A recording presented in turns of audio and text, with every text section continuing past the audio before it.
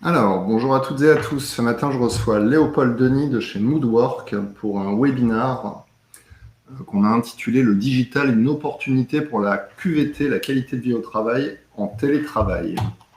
Bonjour Léopold. Bonjour Christophe, bonjour tout le monde. J'espère que tu vas bien. On va d'abord commencer par faire un rappel sur ce qu'est Moodwork. Tu nous représentes un peu ton entreprise. Ouais, bien sûr.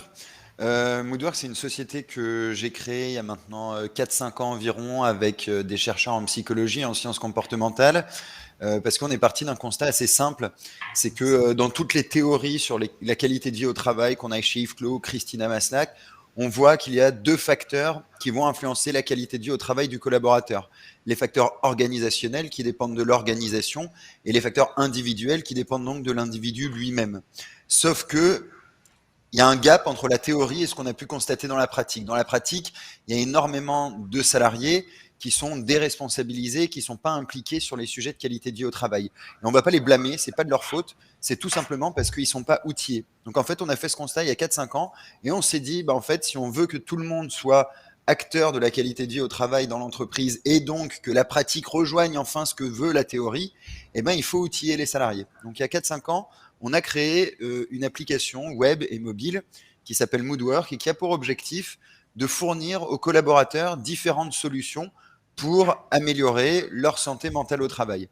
Donc, parmi ces solutions, on va retrouver des outils d'auto-évaluation, donc des questionnaires qui sont validés scientifiquement et qui permettent aux collaborateurs de mieux comprendre son niveau de bien-être, ses facteurs de risque et de protection et d'avoir des pistes d'action concrètes. Deuxièmement, de la formation via des podcasts, des conférences en ligne, des programmes de e-learning. Et troisièmement, un accompagnement humain via des psychologues du travail, psychologues cliniciens, assistantes sociales et ainsi de suite. Aujourd'hui, Moodwork, on est assez fiers parce qu'on accompagne plus de 100 000 salariés dans généralement des assez grosses entreprises, vu qu'on a 80 clients. Et c'est en perpétuelle croissance, tout simplement parce que je suis intimement persuadé que la crise a son aspect positif, c'est qu'il y a eu une grosse prise de conscience de la part des directions générales sur les sujets de qualité de vie au travail, mais aussi, justement, on va en parler aujourd'hui, la mise en place du télétravail qui fait que les salariés sont beaucoup plus responsables et on a un rôle beaucoup plus important à jouer dans leur qualité de vie au travail. Ça marche. Alors, pour rentrer dans le vif du sujet, concernant l'impact en matière de QVT, de télétravail et puis l'apport du digital, déjà avant de démarrer, une petite question à toutes et à tous. On vous l'a sûrement déjà fait 1000 fois, mais quelle est la proportion de télétravail aujourd'hui dans votre entreprise? Alors, c'est une graduation simple, 20, 40, 60, 80, 100%. 20%, en gros, c'est un jour par semaine, 42, 63, 84 et 100 full télétravail. Je vous laisse une petite minute pour répondre.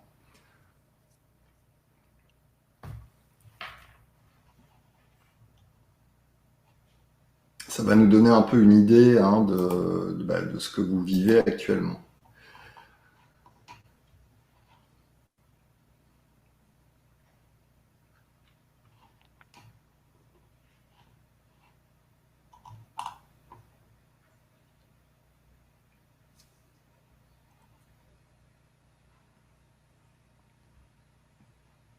Sachant que la moyenne aujourd'hui, en télétravail, en entreprise, la plupart des accords, on est autour de 2,2 à 2 jours et demi par semaine.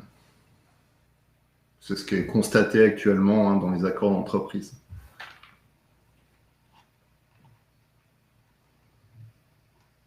Ok, ça nous donne une tendance. Finalement, c'est assez disparate. On voit qu'il y a quand même une forte présence du télétravail. Assez peu finalement qui n'en font pas du tout. En majorité, on est entre 1 et 2 jours par semaine. Et puis on a quand même on a une proportion de personnes qui sont entre 3 et 5 jours, donc entre plus de la moitié de leur temps, voire du full time. Ah, Alors, tiens, du c'est coup, Léopold, la première question, c'est est-ce que la gestion de la qualité de vie au travail, qui était déjà quelque chose de complexe avant le Covid pour les entreprises à mener en présentiel, euh, Mais finalement, quand on parle de QVT en télétravail, on n'est plus du tout sur les mêmes problématiques. On est vraiment sur une autre réalité en étant à distance. On est en effet sur une réalité qui est complètement différente et j'aime bien repartir sur ce que je disais tout à l'heure sur les facteurs individuels et organisationnels de qualité de vie au travail. Pour détailler un petit peu plus ce concept, les facteurs organisationnels dépendent de votre organisation, les valeurs, les horaires de travail, est-ce que mon entreprise me permet de déconnecter, ainsi de suite et ainsi de suite. Et les facteurs individuels, comment est-ce que je gère mon stress, comment est-ce que je gère mes émotions, etc. Ce qui est intéressant de constater avec le télétravail, c'est qu'il y a certains facteurs qu'on considérait comme organisationnels qui deviennent presque individuels. Je vais vous donner un exemple tout bête qui va parler à tout le monde, c'est l'environnement de travail. Quand je viens sur mon lieu de travail, mon environnement de travail, c'est un facteur organisationnel. Quand je suis chez moi et que je travaille donc en télétravail, ça devient un facteur individuel. Et c'est pas l'unique chose. Il y a énormément de choses telles que la communication, les relations sociales et ainsi de suite, qui deviennent non plus un facteur environnemental, j'ai envie de dire, mais quelque chose qui provient de moi. Et on a tous remarqué dans notre télétravail qu'il y a des gens avec qui on parlait beaucoup quand on était au bureau, eh ben, on se met à plus du tout leur parler parce qu'on les croise plus au café, ainsi de suite. Et il y a des gens en télétravail, une proportion qui est assez faible, qui continuent à faire cet effort à travers des visios, en appelant les gens et ainsi de suite. Mais on a une proportion de personnes assez importante qui se détachent complètement.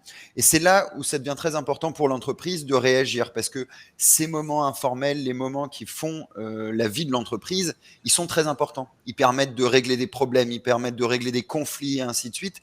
Et sans les faire perdurer, on a au final toute une masse de conflits, de problématiques qui arrivent qu'on ne va plus réussir à gérer aussi facilement quand on avait de l'interaction humaine. Et j'aime bien faire un petit parallèle que vous avez déjà tous vu. On dit les gens sur les réseaux sociaux s'insultent.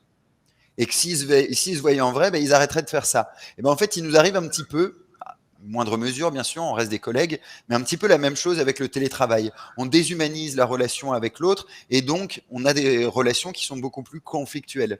Donc ce qui me semble très important ici, c'est de revoir quelle est la place de l'entreprise dans la qualité de vie au travail. La place de l'entreprise dans la qualité de vie au travail, auparavant, ça va être de gérer l'environnement de travail, de définir une culture managériale, etc. Maintenant, ça va être de se dire comment est-ce que je maintiens un lien fort malgré le télétravail entre mes collègues et pas non plus, pas uniquement entre les équipes, mais de façon inter-équipe. Ça me semble primordial. Et donc là, on a un rôle de l'entreprise qui est très fort en matière d'outillage, en matière de culture à véhiculer, mais on a aussi un rôle qui est très important du côté du manager, qui ne peut plus être uniquement le spécialiste de son domaine, mais qui doit devenir réellement j'ai envie de dire, un animateur de communauté, un animateur d'équipe beaucoup plus fort. Ouais, c'est vrai qu'on a beaucoup parlé de perte du lien collectif, c'est un peu ce que tu dis. Mais il y a aussi la perte de sens. Parce que se retrouver seul chez soi, finalement, ça peut générer aussi une perte de sens. Qu'est-ce que je fais dans cette entreprise?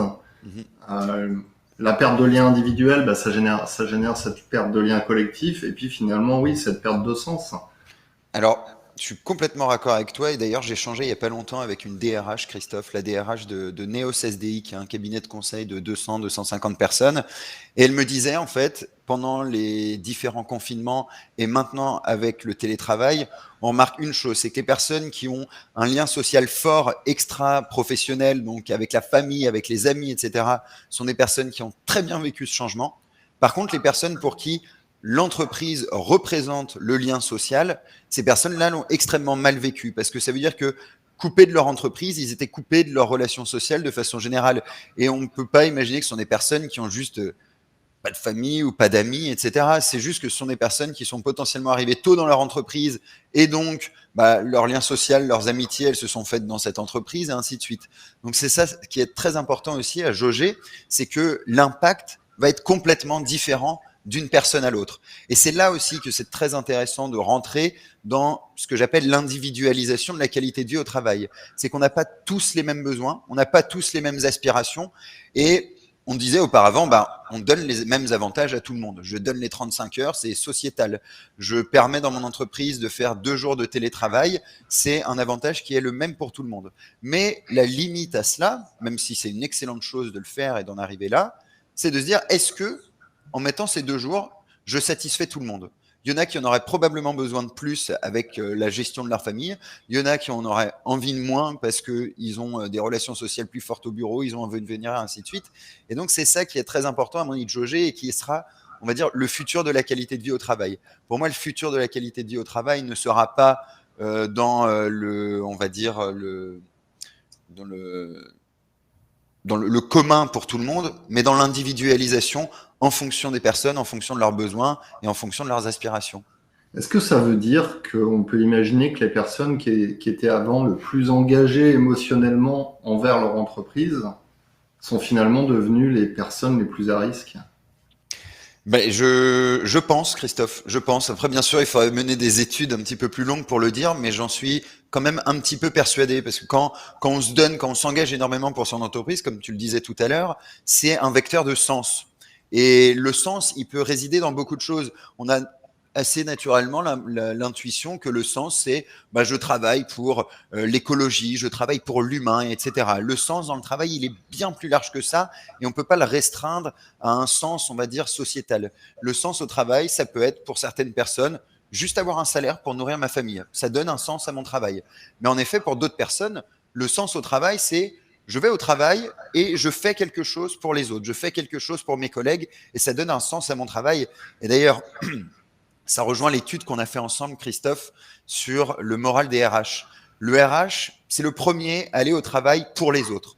Et cette rupture du lien social, elle peut être extrêmement mal vécue pour quelqu'un qui fait ce travail justement de façon complètement altruiste pour son prochain et ainsi de suite. Donc, tu soulignes quelque chose, à mon avis, de très important. Je vais en profiter pour vous repartager l'étude si vous n'avez pas vu les résultats. Je vous mets ça dans le chat. Alors, du coup, tu l'as dit, le manager, c'est plus simplement le manager expert, comme on avait pu le voir dans certaines entreprises où les managers avaient vraiment un rôle de référent, d'expert métier, etc.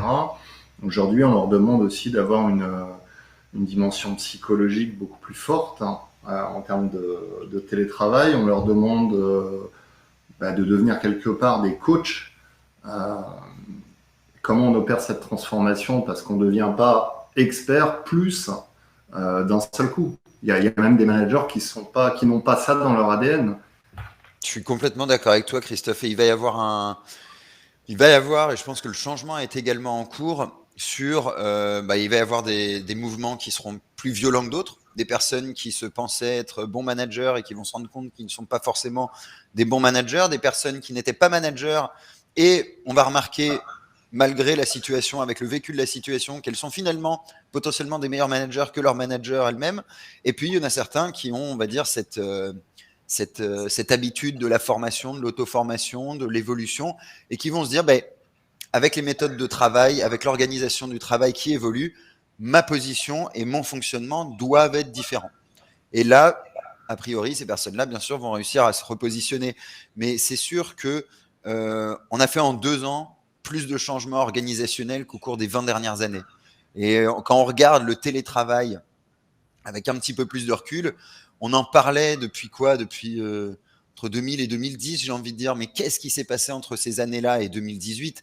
Quand même pas grand-chose. Et certaines entreprises où c'était de façon assez informelle, un jour par-ci, un jour par-là. Et là, tout de suite, on se retrouve plongé dedans. Donc on se dit, oui, c'est un changement pour l'entreprise qui a moins de visibilité sur ce que font les salariés, et encore pour des salariés en télétravail, j'ai envie de dire aujourd'hui, avec tous les outils de KPIs, de reporting qu'on a, c'est pas non plus un problème. On arrive tout aussi bien à voir si un salarié est productif ou non à distance. Mais surtout, ça change les choses. Même mieux des fois. Même mieux parfois, ouais, parce que je veux dire, c'est pas parce qu'un salarié reste jusqu'à 20 heures qu'il est performant. Je veux dire, ça a aucun lien.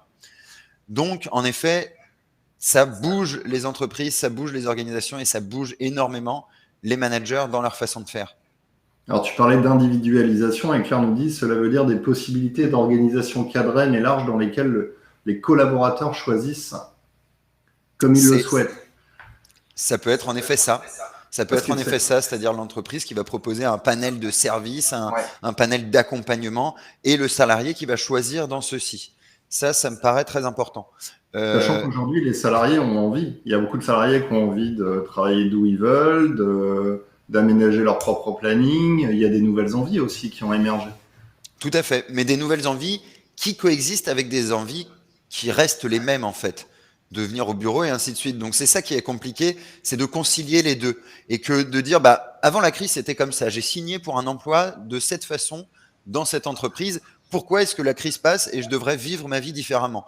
Mon contrat de travail n'a pas changé, donc ça devrait être la même chose. Et à l'inverse, d'autres personnes qui disent mais regardez, on a travaillé différemment et ça a très bien fonctionné. Donc en fait, on a la coexistence de ces deux types de personnes qui fait que l'entreprise est d'une manière, ou après elle peut décider de ne pas écouter ce que disent les collaborateurs, mais je pense que c'est une erreur également, se dire, bon, comment est-ce qu'on fait coexister tout ça? Et donc, ça rejoint exactement ce que Claire dit, et la question qu'elle pose, c'est que là, c'est l'exemple du télétravail, mais cet exemple, il peut se décliner sur beaucoup de choses, sur mes horaires de travail, sur est-ce que je veux faire un jour de moins de travail, oui ou non, quelle est la relation que je veux maintenir avec mon manager, quelle est la relation que je veux maintenir avec mes équipes, la façon dont je veux travailler, et ainsi de suite. Et tout ça est remis en question. Et l'idée des entreprises aujourd'hui, et de pas mal d'entreprises, c'est de dire comment, justement, est-ce qu'on fait coexister tout ça. Pour moi, une des réponses dans tout ça, c'est qu'on ne peut pas donner de liberté sans responsabiliser. C'est-à-dire que si on dit au salarié, bah maintenant tu choisis exactement ce que tu veux faire, mais qu'on ne l'a pas formé, qu'on ne l'a pas accompagné et ainsi de suite, c'est une erreur. Et là, pour le coup, on met le doigt dans un engrenage qui peut être très dangereux de personnes qui se mettent à travailler d'une façon différente alors qu'ils ne savent pas le faire.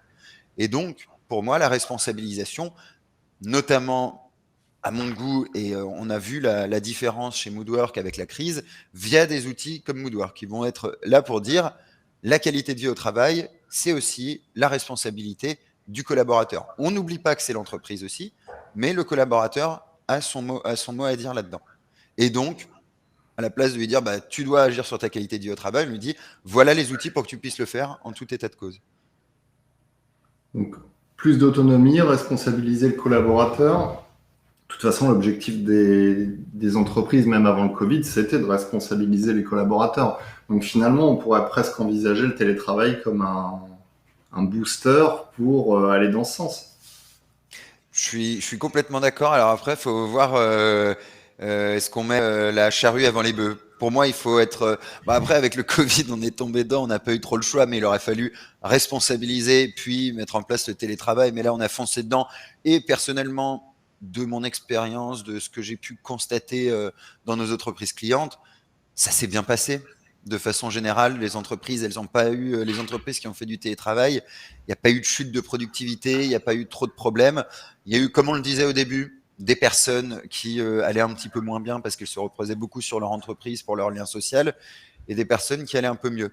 Nous, c'est intéressant chez Moodwork, comme je vous l'ai dit au début, on propose des outils d'auto-évaluation, c'est-à-dire des questionnaires qui sont validés scientifiquement et qui permettent aux collaborateurs d'évaluer sa situation de qualité de vie au travail.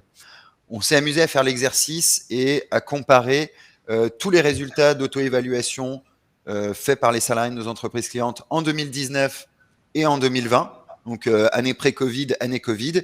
Et bizarrement, ce qu'on a remarqué, c'est que le niveau de qualité de vie au travail a été stable entre les deux années. Il y a des personnes pour qui ça s'est beaucoup amélioré, d'autres pour qui ça s'est beaucoup empiré. Il y a des facteurs qui se sont énormément améliorés, comme par exemple le sentiment d'autonomie. Et il y a des facteurs qui se sont énormément dégradés, comme par exemple, est-ce que j'ai l'impression de pouvoir faire des pauses pendant le travail? Donc en fait, on a juste une qualité de vie au travail qui a une physionomie différente, mais nous, de ce qu'on a constaté, elle est à peu près la même. Alors attention, je mets un petit bémol à ce que je viens de dire, c'est qu'on parle vraiment avec Moodwork de qualité de vie au travail et pas de qualité de vie de façon générale, où là, en effet, je pense qu'il y a quand même eu une dégradation pour la qualité de vie de façon générale des personnes. Alors là, du coup, on rentre dans le vif du sujet, hein, du titre de ce webinaire, le digital, une opportunité pour la QVT en télétravail. Et du coup, la question qui se pose, c'est, on a dit tout à l'heure, le management doit se réinventer, hein, effectivement, à distance. Donc, en quoi le digital va pouvoir accompagner la transformation managériale? Là, tu viens de parler de ton outil, mais est-ce que les managers ont une vue sur ces outils? Comment ça fonctionne? Ouais, alors peut-être avant de parler un petit peu de Moodwork, parce que on parle beaucoup de qualité de vie au travail, on englobe beaucoup l'aspect de bien-être, de performance, etc. Je pense qu'il est intéressant, avant de partir sur qualité de vie au travail, d'aller sur le principe de qualité du travail. comme on travaille à distance, il est très important pour le collaborateur comme pour le manager d'être bien outillé pour suivre facilement, pour ne pas avoir à faire de reporting à outrance, pour pouvoir facilement faire une visioconférence, pour pouvoir échanger en toute simplicité, ainsi de suite. Déjà, c'est la qualité du travail. Donc, pour que je réalise mon travail, quels sont les outils à distance qui vont me permettre de bien faire les choses? Je vais donner quelques exemples. En effet, la visioconférence, on s'est tous mis à Zoom, à Teams et ainsi de suite, alors qu'avant, on était sur des abonnements qui fonctionnaient à peine, on était coupé et ainsi de suite. Ensuite, il va y avoir, à mon avis, tout ce qui est outils métier. Je prends un exemple, un commercial qui utilise un CRM. Comment est-ce qu'on fait pour que ce CRM soit utile, soit utilisé, permette de faciliter le travail, permette l'optimisation de l'échange de données entre le manager et son collaborateur et ainsi de suite. Donc déjà, je pense que c'est très important quand on se met en télétravail de voir si est-ce que les outils que j'utilise permettent de collaborer facilement avec mes collègues. On a tous eu l'exemple auparavant d'une entreprise, on était et on écrivait un Word et puis on se le renvoyait et puis on savait plus si c'était la V1, la V2, la V3, la V4 et ainsi de suite, on était perdu. Ça, c'est typiquement quelque chose qui va peser sur le collaborateur et qui n'a aucun intérêt d'un point de vue productivité. Et donc, c'est très important de remettre en question sa façon de travailler. Ça, c'est la première chose. La deuxième chose, et là, ça touche un petit peu plus, en effet, le sujet Moodwork, c'est la qualité de vie au travail. Comment est-ce qu'on fait pour que, à distance, l'entreprise puisse faire bénéficier aux collaborateurs d'outils pour qu'il améliore son bien-être et à la fois sa performance, donc sa qualité de vie au travail? Si je reviens sur ce que tu viens de dire, on constate quand même que par le télétravail, beaucoup d'entreprises ont professionnalisé leur process. Et tout à fait. Je suis complètement d'accord. On a gagné en qualité de travail, en professionnalisation. Même moi, dans ma propre entreprise, du fait du télétravail, on a mis en place davantage d'outils collaboratifs qui permettent au final un gain de temps phénoménal, un partage de l'information, comme tu l'as dit. Quand on modifie, nous, un article, on ne se renvoie plus des Word. On est sur des outils live. Voilà. Donc ça a permis quand même de professionnaliser un certain nombre de process ou de bouts de process. Ouais, c'est tout à fait ça. Par rapport à ce que tu disais, je vais quand même poser la question à nos participants, une petite question sur justement les outils de mesure. Est-ce que vous utilisez des outils de mesure de la satisfaction des salariés dans votre entreprise actuellement ? Parce que cette question, si je l'avais posée il y a 2 ans, je ne sais plus à combien on était, mais je crois que les ratios, c'était à peu près 20% des boîtes à peine. C'est exactement ça. On était à 20-80. 80% des boîtes qui ne mesuraient pas la satisfaction ou la qualité de vie au travail et 20 seulement qui la mesuraient. Bon, ce matin, j'ai l'impression qu'on est dans les 20% de l'époque. Bon, il y a 40% qui n'ont pas répondu. On peut espérer que ça monte.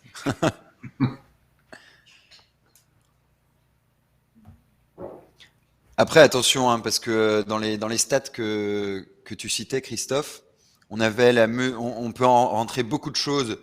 Ça va être la mesure de la satisfaction, la mesure de la qualité de vie au travail, enquête RPS et ainsi de suite. Tout était un petit peu rassemblé pour savoir grosso modo si l'entreprise mesurait les sujets bien-être QVT, mais à un sens assez large. Donc la satisfaction, parfois, c'est considéré comme une branche assez précise des outils barométriques. Bon, là, on est à 23%. Donc ça veut dire qu'il y a encore du boulot là-dessus. Tout à fait. Ça veut dire qu'on continue à en parler, mais pour autant, les entreprises n'ont pas toutes passé le cap de mettre en place des outils de mesure. Je suis complètement raccord.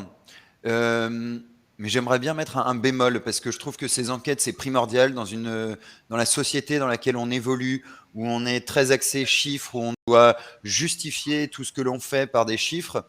Je trouve ça en effet très intéressant. Le bémol que moi je mettrais, c'est que parfois, dans certaines entreprises, le problème, il est clair et net.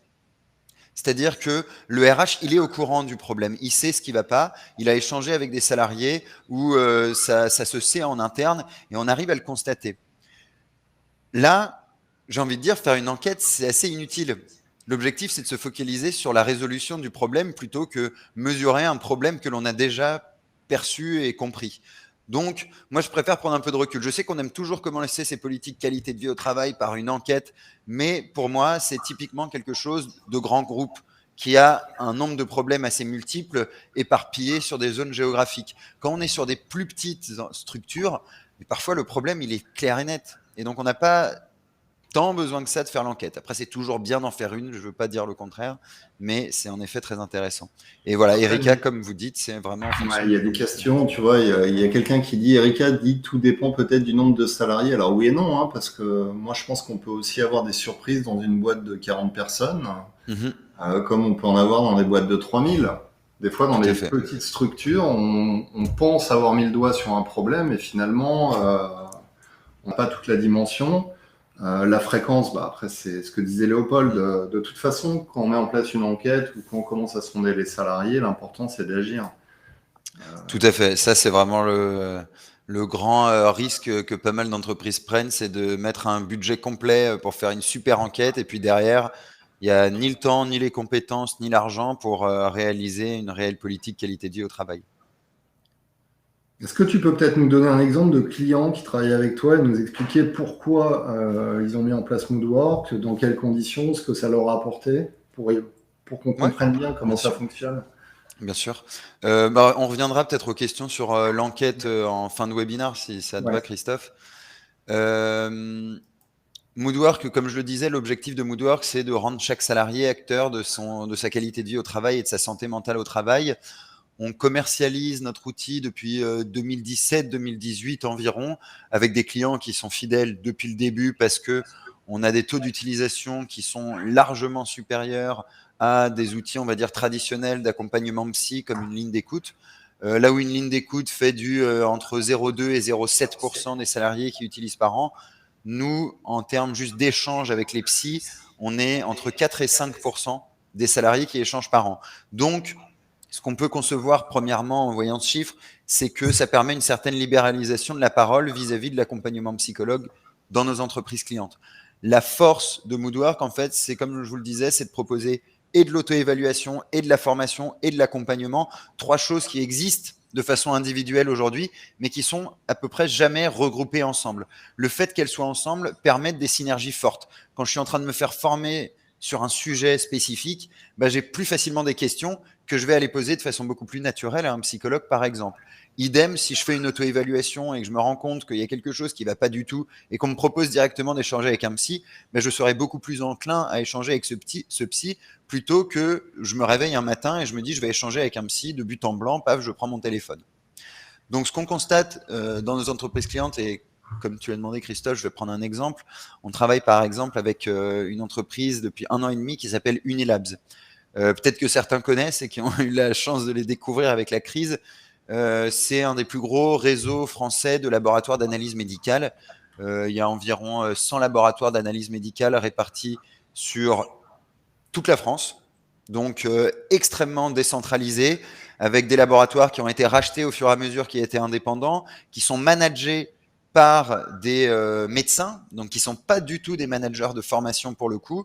Et là, ils se sont dit, mais en fait, on est dans une situation extrêmement complexe pour gérer la qualité de vie au travail parce qu'on n'a pas de relais RH locaux. Nos relais locaux sont des managers qui ne sont pas des managers de formation, mais qui sont uniquement des experts. Et c'est tellement éclaté géographiquement qu'on ne peut pas tellement s'y déplacer. Donc en fait, la solution qu'ils ont décidé de mettre en place, c'est Moodwork parce que ça va permettre à chacun des collaborateurs, quel que soit le site où il est, d'avoir accès à une base de ressources communes qui va être la même qu'il soit à Toulouse ou à Lille. Donc ça a été les résultats. Et d'ailleurs, la DRH est passée sur BFM TV il y a 6 mois et a dit si on n'avait pas eu Moodwork pendant la crise, on ne sait pas si on aurait réussi à passer la crise. Tout simplement parce que quand vous étiez en laboratoire d'analyse médicale en plein Covid, que vous n'aviez pas encore de vaccin et qu'on vous disait tous les jours bah faut être au laboratoire, bah, ça a un poids psychologique énorme. Vous aviez des gens en face de vous qui étaient mécontents, etc. Et donc le soutien psychologique a pris tout son sens ici. Mais je vais mettre un bémol là-dessus. encore une fois, j'aime pas que tout soit noir ou tout soit blanc, c'est que là, on a réussi à accompagner une entreprise dans une gestion, on va dire, de crise, mais on accompagne aussi énormément de structures, on va dire, qui vivent de façon assez normale, qui n'ont pas affaire à des chocs organisationnels aussi violents que celui que je viens vous décrire. On accompagne des salariés chez BNP, chez EDF, chez Engie, chez LVMH et ainsi de suite. Alors avec tout le lot de transformation que subit un grand groupe, parce qu'il n'y a jamais 10 ans sans que 10 ans d'un long fleuve tranquille, ça n'existe pas dans les grandes entreprises. Mais toujours est-il que ça permet d'avoir un soutien en continu des collaborateurs. Et ce qui est extrêmement important là-dedans, c'est qu'en plus de l'aspect télétravail qui donne beaucoup plus de sens à un outil comme Moodwork parce qu'on est moins en relation avec ses collègues, parce que, et ça j'aimerais bien en parler très rapidement, c'est que quand vous allez au bureau, il faut savoir que d'un point de vue RPS, tous les gens qui vous entourent sont d'une façon plus ou moins pertinente des préventeurs. Que ce soit vos collègues, vos managers, etc. Quand vous avez un comportement qui varie, les gens s'en rendent compte. Il vient plus déjeuner avec nous, il arrive plus tôt, il arrive plus tard, il part trop tard, il part plus tôt, il nous parle moins, il a l'air fatigué, etc. C'est des signaux qui sont perçus par les gens autour de vous. Quand vous êtes en télétravail, qu'on fait juste une visio de temps en temps, qu'on ne sait pas si c'est la lumière qui est au-dessus qui fait que vous avez des cernes ou que on ne sait pas exactement l'heure à laquelle vous vous connectez ou quoi que ce soit, mais en fait, tout le réseau de préventeurs indirects que vous avez autour de vous disparaît. Et là, la responsabilité de se dire, OK, est-ce que je vais bien, est-ce que je vais mal, elle incombe uniquement principalement à vous en tant que collaborateur. Et vous devez pouvoir vous dire en tant que salarié le matin, est-ce que en ce moment je vais bien? Est-ce qu'il y a des choses qui vont vraiment pas bien? Et être en capacité de prendre du recul sur sa situation, ce qui est très compliqué. Voilà. Donc je ferme la parenthèse là-dessus. Je reviens aux grandes entreprises et aux grandes entreprises. Donc il y a cet aspect télétravail qui est très important. Et le deuxième aspect, c'est l'aspect grande organisation. Parfois, on est dans les rouages de quelque chose qui est beaucoup plus grand que soi, et quand quelque chose va mal, on ne sait pas exactement à qui en parler. On n'est pas forcément proche de son manager, ou peut-être que le problème vient de lui. On n'a pas envie forcément d'en parler avec ses collègues. Quand on rentre le soir à la maison, on n'a pas envie d'en parler non plus. Donc ça me semble très important de définir dans des grandes entreprises où parfois le lien social n'est pas forcément, après, c'est peut-être dans mon imaginaire, mais c'est peut-être pas aussi fort que dans une petite PME où on travaille ensemble depuis des années, etc. Et puis on peut changer de poste et puis aller dans d'autres équipes. Il est très important d'avoir, moi, ce que j'aime appeler un petit safe space. C'est voilà, cet accompagnement psychologique, ce soutien, ces formations et ainsi de suite qui vont permettre aux collaborateurs, quand il a un coup de mou, de se dire, OK, qu'est-ce que je fais? Quelle est l'action à mettre en place? Et pas juste être dans une situation qu'on connaît très bien en matière de qualité de vie au travail, qui est le déni. Et qui est, on va dire, la pire chose à éviter. Et je vois souvent des entreprises qui se mettent dans une position de si je ne fais rien, il ne va rien se passer. Vous voyez, je ne bouge pas, on ne me regarde plus. Et ça, c'est la pire des choses parce que les problèmes existent quand même et ce n'est pas parce qu'on refuse de les nommer qu'ils n'existent pas. C'est très politique tout ça. Ouais, c'est Albert Camus. C'est mal nommer les choses, c'est ajouter au malheur du monde. Et ne pas les nommer du tout, c'est encore pire. Ça marche. Est-ce qu'on peut illustrer tout ça? Est-ce que tu peux nous montrer un peu ta plateforme, voir un petit peu ce que les salariés ont à disposition? Ouais, bien sûr. Alors, je vous demande 10 secondes, je me connecte sur Moodwork. Parce que tout à l'heure, on nous demandait des exemples d'outils, donc Ouais. autant qu'on a un exemple live. Alors, attendez, je vais vous partager mon écran. Hop. Est-ce que vous voyez mon écran? C'est bon? Alors attends, ça charge. Ouais, c'est bon. Super. Bon, alors là, il faut imaginer qu'on est sur l'application web de Moodwork. Il y a également une application mobile qui est disponible, donc ça permet un petit peu de pouvoir l'utiliser partout, de toucher des personnes aussi qui ne sont pas forcément tout le temps sur ordinateur. On accompagne chez Moodwork plusieurs dizaines de milliers d'ouvriers, techniciens, parce que ça nous semble primordial de considérer que la qualité de vie au travail et la santé mentale, c'est pas que un sujet de personnes qui travaillent dans des bureaux. Et bien souvent, sur les politiques santé mentale, les ouvriers et techniciens sont un peu trop oubliés à notre goût. Donc nous, on a créé toute une partie de notre plateforme pour eux. C'est-à-dire qu'il y a des auto-évaluations spécifiques pour eux, il y a des contenus spécifiques pour eux sur les TMS, sur la relation à l'autre et ainsi de suite, qui ont pour objectif d'être très inclusif et d'inclure un maximum de personnes dans l'entreprise et d'éviter de se limiter à des CSP++, grosso modo. Donc là, comme je vous disais, je suis sur la plateforme Moodwork. On va retrouver différentes choses, de quoi agir sur mon bien-être avec différents types de ressources que je vous montrerai tout à l'heure, aller dans mes rendez-vous, donc pour prendre rendez-vous avec des psychologues, assistantes sociales et ainsi de suite. Et là, en l'occurrence, j'ai créé un compte en disant que je gérais une équipe. Donc en tant que manager, j'ai accès à des ressources spécifiques pour mieux gérer la qualité de vie au travail dans mon équipe ou mieux détecter des signaux faibles, par exemple. Ensuite, ce que vous voyez ici, c'est la campagne. Tous les trimestres, afin de faire vivre la qualité de vie au travail dans l'entreprise, parce qu'on gère aussi tout un aspect communication qui est très fort via les intranets, via de la communication print. Vous pouvez voir des affiches comme derrière moi ici, par exemple. On fait des campagnes. Et dans ces campagnes, on va avoir des webinars, des nouveaux programmes de e-learning, des nouvelles fiches et ainsi de suite pour faire vivre la plateforme dans l'entreprise et pour que l'entreprise ait une politique qualité de vie au travail vivante qui ne soit pas uniquement la suite d'une enquête, une politique qualité de vie au travail mise sur un document de 20 pages et plus de communication auprès du collaborateur. Ensuite, on a ici le bilan de bien-être. Donc là, il est à terminer. Je vais aller le terminer avec vous. Et vu que j'ai dû mettre que je gérais des équipes techniques, par exemple, soutien administratif et assistante sociale pour ceux qui le souhaitent. Je vais aller terminer mon bilan de bien-être rapidement pour vous montrer un résultat. Alors, un bilan de bien-être, c'est un questionnaire qui est validé scientifiquement, c'est-à-dire qu'il a été publié dans une revue scientifique et qui a pour objectif de permettre aux collaborateurs de mieux comprendre sa situation de qualité de vie au travail à travers une trentaine de questions qui vont être, pour le coup, et individuelles et organisationnelles pour qu'il ait un bon aperçu. Et donc, vous répondez aux questions de cette façon, c'est comme une échelle de Likert. Et ensuite, vous pouvez avoir votre résultat. Donc là, il y a un algorithme, grosso modo, qui va vous dire, bah, voilà, quel est votre score, et surtout, qui va vous proposer des résultats. Donc là, j'ai fait exprès d'avoir un score faible pour qu'on puisse s'imaginer dans une situation, on va dire, un peu de détresse. Là, par exemple, j'ai un score de 33 sur 100. Si je veux, je peux aller voir le détail de mes facteurs de risque et de protection, et directement, j'ai un psychologue qui me dit, votre score au bilan m'indique que vous rencontrez beaucoup de facteurs de mal-être au travail. Vous pouvez prendre un rendez-vous avec l'un de nos spécialistes. Et donc là, en 2 clics, parce que j'ai eu un score faible, je peux directement prendre rendez-vous avec un psychologue. Ou je peux même le faire ici, si je le souhaite. Vu que j'ai eu un score très faible, je peux faire ce qu'on appelle un bilan d'épuisement professionnel pour les personnes qui souhaiteraient découvrir un petit peu leur situation vis-à-vis de ce sujet. Toutes les personnes qui ont un score élevé n'y ont pas accès. Et en fonction de ma situation, on me fait des recommandations.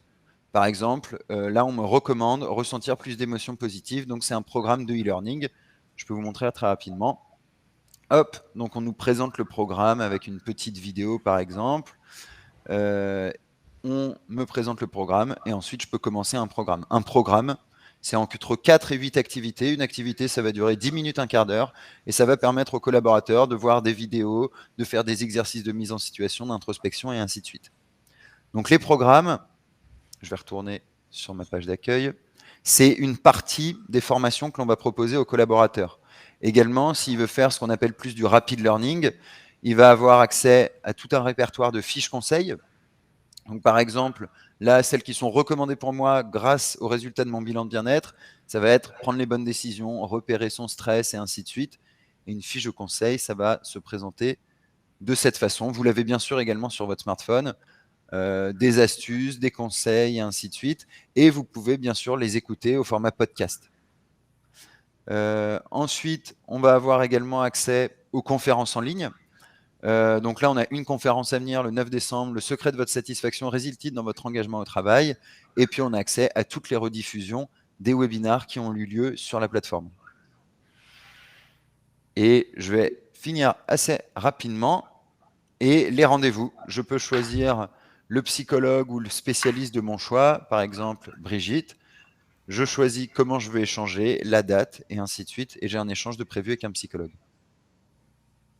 Voilà, donc j'ai fait un tour assez rapide. Vous avez ici agir sur le bien-être de mon équipe. 5 grandes thématiques, accompagner mon équipe, gérer les risques psychosociaux, mon rôle de manager, mes conférences en ligne. Et donc, pareil, vous retrouvez un ensemble de ressources pour vous. Et ouais. Est-ce qu'en tant que RH, je suis alerté des personnes qui sont vraiment en danger, au risque? Alors, on ne peut pas, d'un point de vue légal et RGPD, quelle que soit la situation de la personne, aller à l'encontre de sa confidentialité. Par contre, on va dire notre marge de manœuvre, c'est qu'à chaque fois qu'un salarié va échanger avec un de nos psychologues et qu'on détectera une situation de mal-être, on garde le grappin, j'ai envie de dire, sur le salarié et on l'incite au maximum à aller échanger en interne de son entreprise. Mais nous, on ne peut pas se faire le médiateur d'une situation comme celle-ci sans avoir, on va dire, la signature écrite d'un document légal du collaborateur qui accepte cette mise en relation. Et en fait, ça fait une démarche administrative tellement lourde que le salarié qui souhaiterait échanger, bah, le mieux, c'est qu'il aille échanger directement. Donc nous, on préfère inciter le collaborateur au maximum. Ça marche. Voilà. Et ensuite, je vois un message de Claire. On a des données, en effet, que l'on va remonter au RH qui sont complètement anonymes et qu'on va remonter tous les 6 mois sous forme d'un rapport qui va présenter déjà des aspects quantitatifs de la plateforme, c'est-à-dire combien de personnes ont créé un compte, combien de personnes ont échangé avec un psy, combien de personnes ont lu des fiches conseils et ainsi de suite, et une partie qualitative, quels sont les principaux facteurs de risque et de protection que l'on a pu identifier dans la structure et dans les business units. Après, là-dessus, nous ne sommes pas un baromètre. Donc, il faut quand même faire assez attention aux données qui sont remontées. L'objectif de Moodworks, c'est l'accompagnement individuel.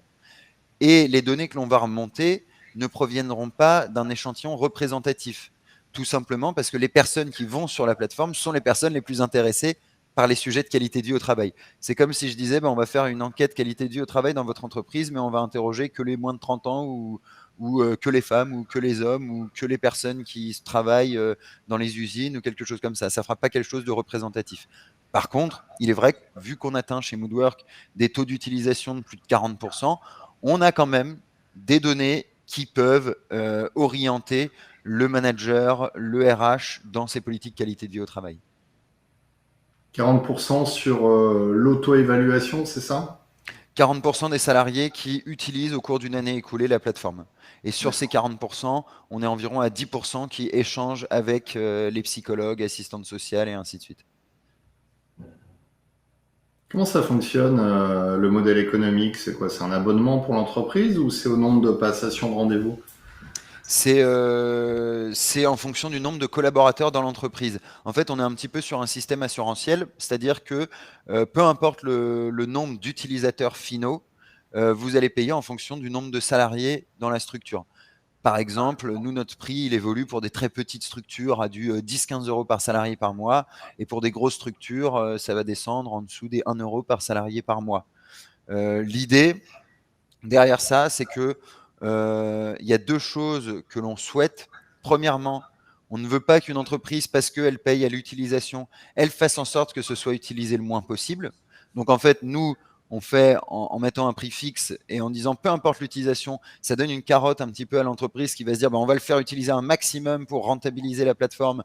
Et donc, et l'entreprise et nous, on réalise au mieux notre mission. Et la deuxième raison à cela, c'est que bien souvent dans les entreprises, un budget défini est plus accepté qu'un budget variable. Voilà. Ouais, c'est clair. Ok. Est-ce que vous avez des questions? Je vais arrêter de partager mon écran, comme ça on va pouvoir se voir. Hop. Alors, il y avait une question tout à l'heure sur la fréquence justement des sondages qu'on peut faire auprès des collaborateurs. Là, tu as dit au trimestre. Est-ce que c'est fait au trimestre parce que vous avez fait des études qui montrent que c'est plus fiable au trimestre qu'au mois, qu'au semestre? Alors, attention, sur Moodwork, le bilan de bien-être, il a un objectif strictement individuel de prise de température de ma propre situation. On le propose tous les trimestres parce que ce qui est très important pour nous, c'est qu'un salarié dans une situation qui a soit envie de mieux connaître sa situation, soit qui ne sait pas trop où il en est, c'est important qu'il ait accès à l'outil. Donc on lui recommunique tous les trimestres Et en fonction de sa situation, il le fait ou non, c'est son choix. Ensuite, sur les outils plus d'enquête, on va dire au niveau organisationnel dans l'entreprise, il y a un peu de tout qui se fait aujourd'hui sur le marché. On voit des gens qui le font de façon mensuelle, on le voit des gens qui le font tous les 2 ans. Moi, mon avis personnel, c'est qu'une fois tous les ans, c'est très bien. C'est que se dire je fais une enquête tous les mois, etc., c'est ultra risqué parce que soit on va pas être en capacité, et même trimestriel, hein, je dis tous les mois, mais même le trimestriel, il est risqué parce que on va interroger les gens et est-ce qu'on a réellement la bande passante pour mettre en place un plan d'action sérieux à chaque fois qu'on fait le questionnaire. J'ai énormément de mal à y croire. Et ce qui se passe généralement dans ces entreprises, c'est que les RH n'ont pas la bande passante, donc ils se disent bah, je vais déléguer ça à mes managers. Mais le manager, il est ni formé et il n'a pas le temps de mettre en place des plans d'action tous les mois ou tous les trimestres pour le bien-être de ses collaborateurs. Moi, je pense qu'il vaut mieux faire des chantiers très qualitatifs et travailler en profondeur une fois par an plutôt que d'être dans la surface une fois tous les mois ou une fois tous les trimestres. Surtout que le risque avec ça, c'est de générer une double frustration. Une frustration pour le manager qui se dit j'ai de l'information, j'aimerais bien faire, mais je n'ai pas le temps ou pas les compétences. Donc on frustre son manager qui se dit bah, au final peut-être que je suis un mauvais manager alors que c'est pas forcément le cas. Et deuxième chose, on va frustrer le collaborateur à lui demander toujours des choses sans qu'il voit des résultats assez, on va dire, assez ce qu'il demande dans les questionnaires. Bon, il va se dire bon, on me pose des questions, mais tout le monde s'en fiche, ça ne sert à rien. Donc soit je réponds n'importe quoi, moi j'ai déjà vu ça dans des entreprises, Ouais. soit j'arrête complètement de répondre. Alors après, c'est aussi contextuel. J'imagine qu'une entreprise qui est en phase qui a engagé des gros projets de transformation peut le faire plus régulièrement pour mesurer l'avancée et les étapes de son projet. Tout à fait. Mais dans ce cas-là, il faut que le collaborateur comprenne le pourquoi du comment. C'est aussi très important de communiquer autour de cela. Parfois, les entreprises se disent bah, je vais faire une enquête et je vais mettre en place un plan d'action, mais ce qu'ils ont oublié, c'est que une partie primordiale du travail réside dans la communication qui est faite autour de cela. Je communique pourquoi est-ce que je fais un questionnaire, je communique de ce que je vais faire derrière, je communique les résultats, je communique les actions qui sont mises en place, je communique ce que je souhaite de chacun. Et ça, c'est très important. On ne peut pas. La qualité de vie au travail, on a eu tendance, peut-être à cause de la loi qui dit que c'est la responsabilité de l'employeur, à en faire quelque chose de très directionnel. La réalité des faits, c'est que c'est le sujet de tout le monde. Et donc, on ne peut pas faire d'un sujet de tout le monde un sujet que je garde de mon côté, où je fais mes petits plans d'action, mes petites enquêtes et ainsi de suite. Tout le monde doit être inclus. Est-ce qu'il y a Caroline demande s'il y a des freins à l'utilisation de ce type d'outils. Il peut y avoir des freins. Alors, bien sûr, il y a toujours des réticents, hein. Je veux dire, quelle que soit l'action, qualité de vie au travail que vous allez mettre en place dans votre entreprise, il y aura toujours des réticents. Dans la liste des réticents, moi, je vais très bien, j'en ai rien à faire. Si la personne va réellement bien, bah, tant mieux, et c'est pas gênant si elle n'utilise pas notre plateforme. Dans la catégorie des réticents, c'est pas à moi de gérer ma qualité de vie au travail, c'est à mon entreprise.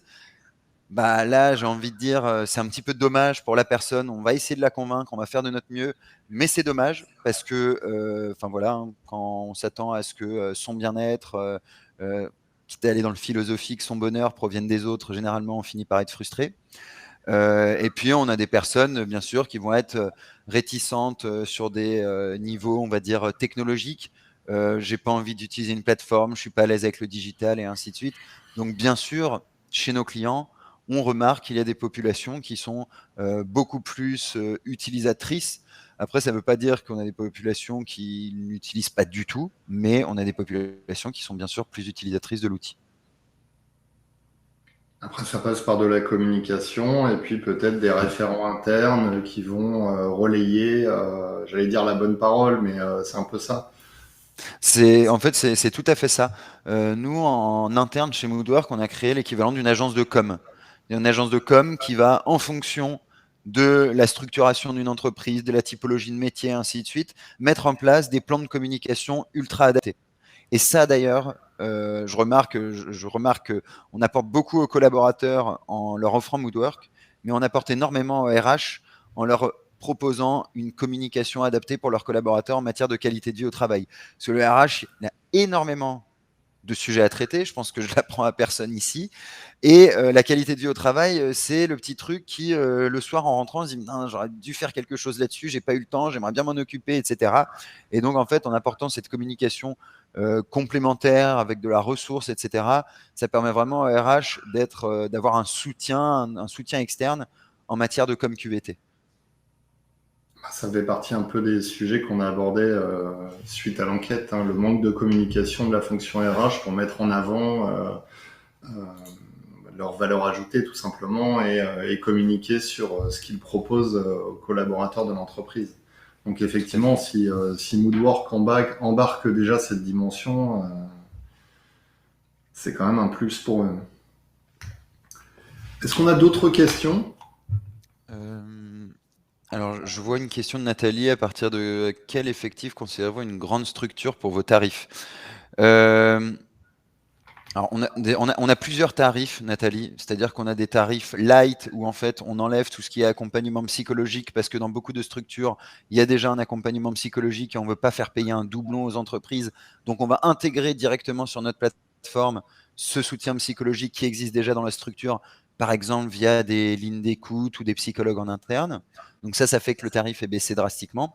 On a une offre premium où on accompagne le salarié, mais aussi les membres de sa famille de plus de 18 ans, parce que bien sûr, l'environnement familial participe énormément à la qualité de vie et la qualité de vie au travail du collaborateur. Et ensuite, voilà, comme je le disais, les tarifs sont dégressifs en fonction de la taille de l'entreprise.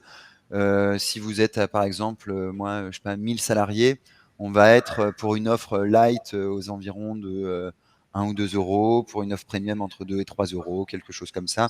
Mais après, si vous voulez un peu plus de détails là-dessus et quelque chose de plus précis, n'hésitez pas à me contacter sur LinkedIn ou par mail. Voilà. Je vois une question. Est-ce que nous sommes présents uniquement en France?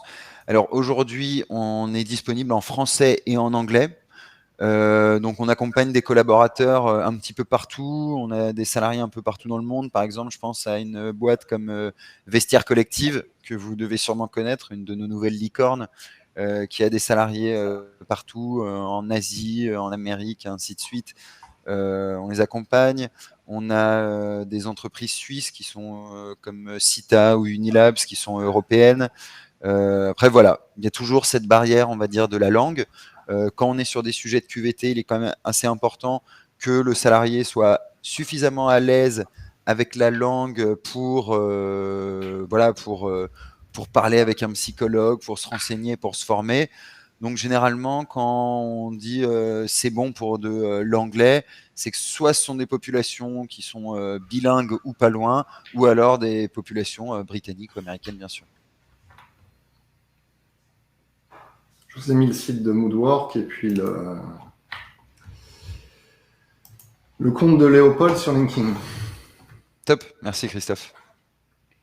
Écoutez, voilà, et ensuite, je vous invite également, si ce sont des sujets qui vous intéressent niveau qualité de vie au travail, Moodwork, on est entreprise à mission.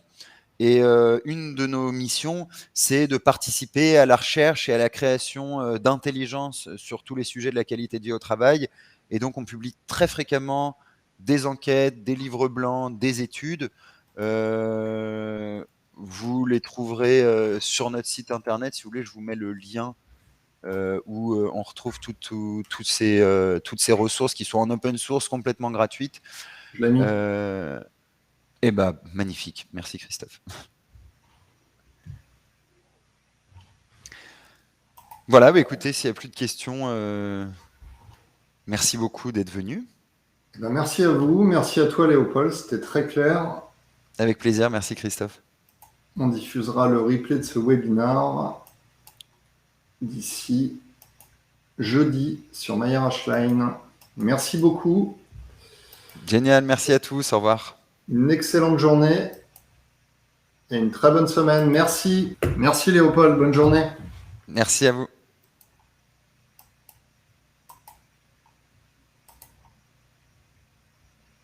Au revoir.